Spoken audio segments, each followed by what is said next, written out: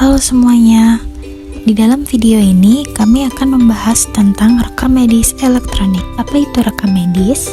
Pengertian rekam medis menurut Peraturan Menteri Kesehatan Nomor 24 Tahun 2022 yaitu dokumen yang berisikan data identitas pasien, pemeriksaan, pengobatan pasien, tindakan, dan pelayanan lain yang telah diberikan kepada pasien. Sedangkan rekam medis elektronik yaitu rekam medis yang dibuat dengan menggunakan sistem elektronik yang diperuntukkan bagi penyelenggaraan rekam medis. Electronic Medical Record atau RME ini sudah banyak digunakan di berbagai rumah sakit di dunia sebagai tempat pengganti atau pelengkap rekam medik kesehatan berbentuk kertas. Fasilitas pelayanan kesehatan rawan terhadap tuntunan hukum terkait kebocoran informasi medis dan profesi kesehatan termasuk perekam medis dan informasi kesehatan atau PMIK berpotensi terlibat dalam kebocoran informasi medis, sehingga teknologi informasi berperan penting dalam menjaga kerahasiaan informasi medis.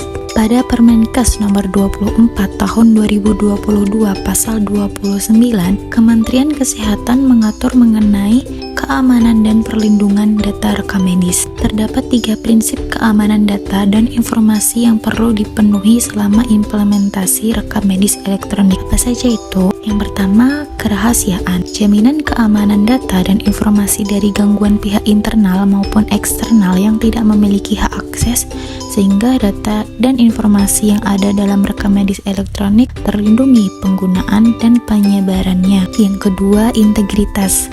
Jaminan terhadap keakuratan data dan informasi yang ada dalam rekam medis elektronik dan perubahan terhadap data hanya boleh dilakukan oleh orang yang diberi hak akses untuk mengubahnya. Yang ketiga, ketersediaan.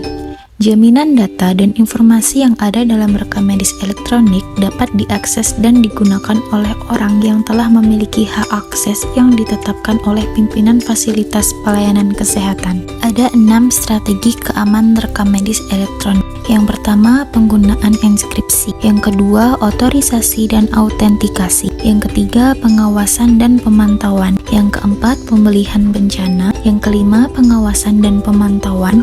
Dan yang keenam, pelatihan dan kesadaran pengguna. Yang dapat mengakses rekam medis elektronik yaitu dokter, perawat, petugas rekam medis, dan tenaga kesehatan lainnya.